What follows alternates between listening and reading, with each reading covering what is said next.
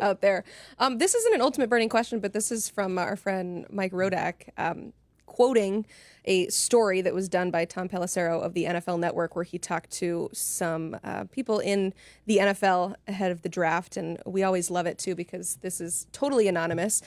This is apparently from an AFC coordinator saying, quote, "We heard out of Alabama all the skill players would have transferred if Milroe came back." I think of that and think that that's dramatic, but what do you think? I believe every time that you have a source, they need to put a name behind it. And I understand the game that they're playing right now.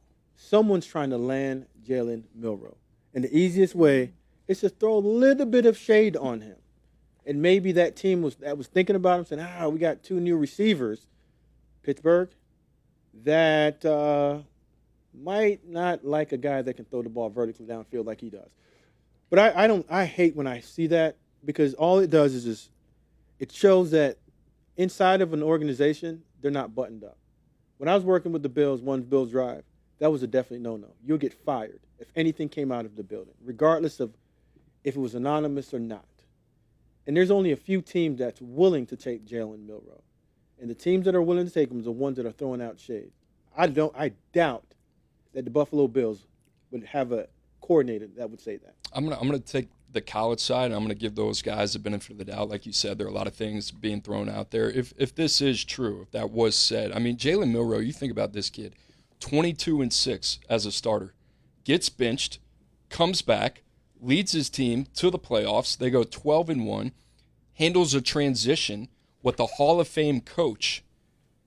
And this is how you repay him on the way out? Yeah, what? Unbelievable intangibles, great leader. This guy's been a model for your program, and that's what you hear. Imagine being Jalen Milroe hearing that night before the NFL draft. I think it's a shame. And you know what? Be careful what you wish for. Yeah. Because when that guy's not there in the fall, and you got a quarterback battle right now with a lot of question marks, you're probably saying to yourself, you know what? Maybe we should have treated Jalen Milroe a little bit differently. And you might start feeling that in September or October for all those receivers out there saying, we should have transferred somewhere else. I mean, that stuff is complete garbage and nonsense, especially talking about a guy like that who, when all these guys are bouncing and leaving, this dude gets benched and sticks through it and then comes out of the other side.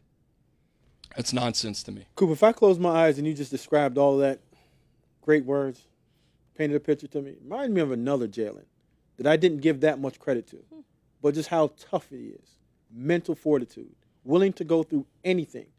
Yeah, we can say all that we want, but we can never knock his leadership and his toughness.